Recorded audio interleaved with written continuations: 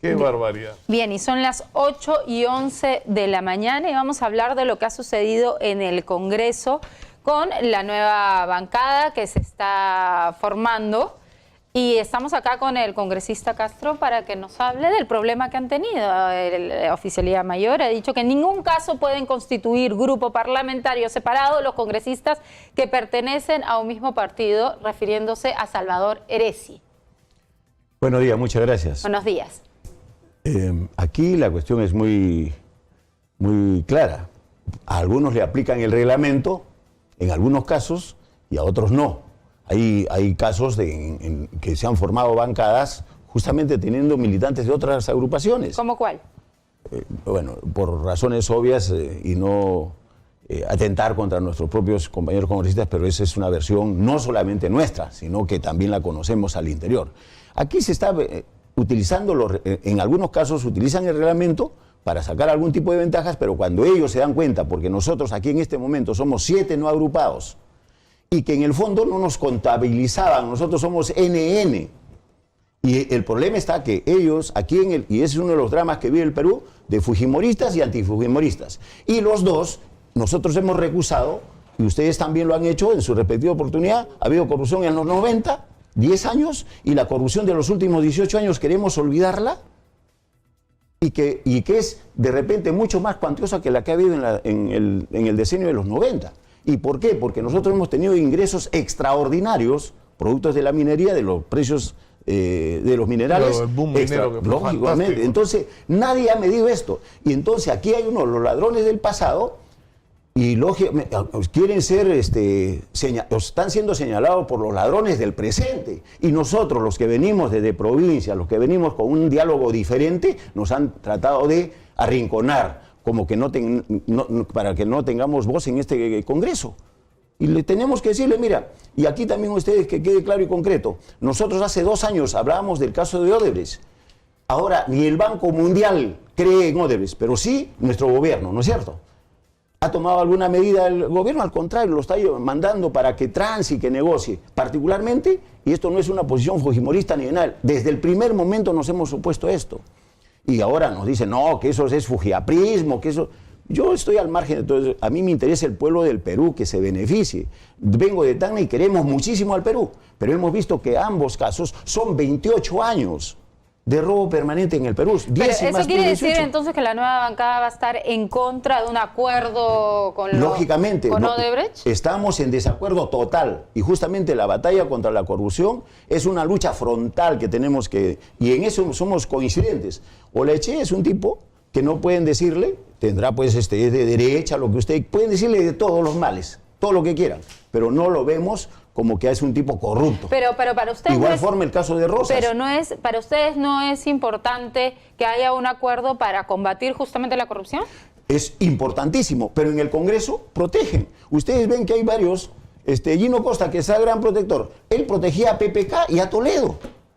Entonces, yo lo voy a respaldar a ese grupo, no puedo respaldarlo, pues, porque nosotros, por mi conciencia, claramente hemos establecido toda la responsabilidad que ha tenido Odebrecht. Congresista, tenemos que ir a la pausa y vamos a regresar, y yo quisiera que tras ella nos responda qué es lo que los une a ustedes, porque, o sea, ¿qué hace Julio Rosas, no es cierto, Rafael Olaechea y Jorge Castro en el mismo frente parlamentario? Es algo que a mí me sorprende. Yo quisiera que me saque usted la sorpresa. Es una concertación que es la que debe haber en el Congreso y en el Gobierno Nacional. Pero contéstenos después de la pausa, mejor. Volvemos con el congresista Jorge Castro de la nueva bancada que se llama, o pretende llamarse, si es que le permiten existir, Acción Republicana. Es que hemos llegado a crecer hasta el 8% anual y tenemos de infraestructura de la que está hablando el presidente, una desgracia. Nuestra educación da vergüenza, nuestra salud pública es de las peores del mundo, ¿no es cierto? Nuestro sistema de justicia no tiene los recursos, los fiscales tienen que poner de su plata para ir a hacer los operativos para luchar contra el crimen organizado. La policía carece de los recursos mínimos para hacer lo que tiene que hacer en la lucha contra la delincuencia. Es decir, ¿qué pasó? ¿Cómo crecimos tanto? Y la clave es la educación. Si no tenemos una educación de calidad, no vamos a poder competir con nadie en el mundo. Pero también la clave son las estrategias que podamos tener para que nuestros productores, nuestros agricultores puedan competir contra los otros, darle tal vez más facilidades a ellos que a las importaciones, para que ellos puedan competir, como en otros países. En otros países no es tan fácil que entren los productos peruanos, pero aquí es mucho más fácil. Nosotros somos más papitas que el Papa, recibimos todo y a cambio no nos dejan entrar, nos ponen 1000 trabas, pero de eso debería estar discutiendo el Congreso, congresista Jorge Castro. Exactamente, estamos absolutamente de acuerdo. Y el problema mayor, tú ya lo has sintetizado, bueno, lo vamos a tratar de hacer nosotros técnicamente, de explicar, este es un problema de redistribución del ingreso nacional. ¿Qué pasa? El Estado capta una infinidad de recursos y esto tiene que distribuirlos adecuadamente para el sector salud, educación, etcétera, etcétera. Eso es lo que está fallando. La mejor prueba de esto es que en los últimos 18 años hemos dispuesto en el Perú 18 años de esta endeble democracia, después de haber luchado contra Fujimori, en el cual también nosotros nos sentimos afectados porque impulsamos a Toledo. Pero bueno, en resumidas cuentas, hemos dispuesto 500.000 millones de dólares.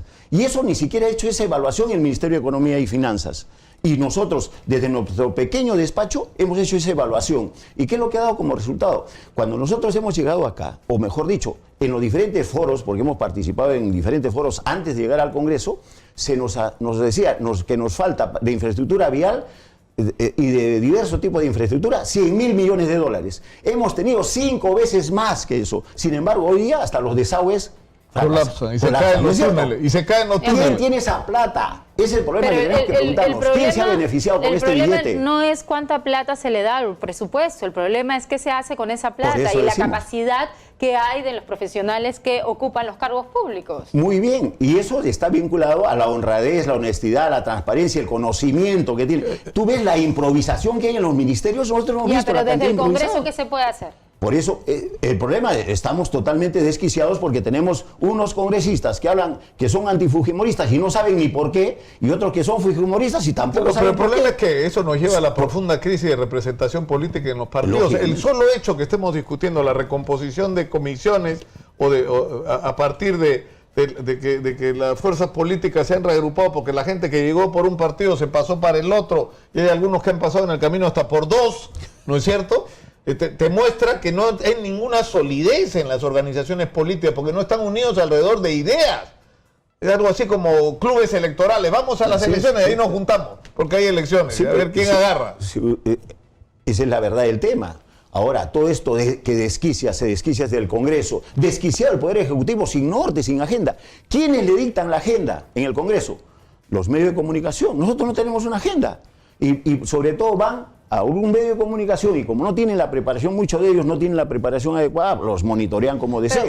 Y no solamente los medios, el propio Poder Ejecutivo no responde a una agenda. Pues yo le tomo la palabra al presidente de la República. El Perú primero es el eslogan, ¿no es cierto? Que ponga el Perú primero y que trabaje contra lo que debe ser contra la corrupción. El gran corruptor de todo el sistema ha sido Odebrecht y al contrario le estamos dando facilidades para que, mira, ni el Banco Mundial cree en Odebrecht y nosotros estamos creyendo. Claro, pero también, congresista, o sea, esta novela de que Odebrecht es como el que inventó la corrupción en el Perú, ya están libros escritos como el que escribió Alfonso Quirós Morris sobre la historia de la corrupción en el Perú que empezó en la colonia, ¿no? O sea, Odebrecht ha sido un componente de esa corrupción y la ventaja que tenemos con Odebrecht es que es gente que ha sido parte del sistema, que reconoce que ha cometido delitos y que está dispuesta a colaborar con la justicia y contarnos cómo funcionaba el sistema, quiénes eran parte, quién recibía qué. ¿Cómo vamos a despreciar esa posibilidad de destapar la olla y saber la verdad? Nadie dice que no, pero hay dos formas de destapar la verdad. Mira cómo se está haciendo de manera sesgada para decir solamente estos son y no son, y los otros sí les echan la culpa de todo. No, señor, nosotros tenemos que destapar, porque para mí fue la gran oportunidad que hemos tenido nosotros de destapar, como tú dices, la olla, de tal manera que se conozca toda la corrupción generalizada que vive en nuestro país. Pero aquí aparecen muchos pues como salvadores. Y eso es el drama que vivimos en Lavajato. Había un sector, por ejemplo, piloteado por Gino Costa, que defendía pues a PPK y a Toledo. Habían otros que defendían el gobierno de Fujimori, habían otros, cada uno tiene a quién defender. Nosotros no, nosotros veníamos con la mente y la frescura de venir de un pueblo de que queremos nosotros y queríamos saber todos los problemas que tenemos y ponerlos sobre la mesa de debate. Eso es lo que está ausente en este momento. Pero retomando lo que le preguntaba el anterior bloque, Nicolás, ustedes se han juntado para tener una voz en el Congreso porque tienen ideas similares. ¿Cómo así logran juntarse? No, lo que nosotros no hemos logrado juntar en función simplemente de 3 o de 4 líneas de trabajo. ¿Por qué? Porque nosotros venimos de diferentes canteras políticas, de diferentes líneas ideológicas. Exacto. Pero hay cosas que son comunes en nuestro país. Por ejemplo, la lucha contra la corrupción es innegable. El problema de la educación, de la salud. El problema, por ejemplo, de cómo participar en el presupuesto nacional. Entonces, sobre eso sí podemos coincidir porque hemos hecho la evaluación y le vuelvo a repetir al propio ministro de Economía que nos desmienta. 500.000 millones de dólares en los últimos 18 claro, pero años. congresista, Y el problema es trabajados. que la realidad es que son como una especie de congresistas huérfanos que si no se agrupan no van a tener derecho a participar en comisiones. Exactamente. Pero siendo honestos, las bases de constitución ideológicas, programáticas de esta alianza no son sólidas, pues. O sea, ¿qué puede unirlo usted con el...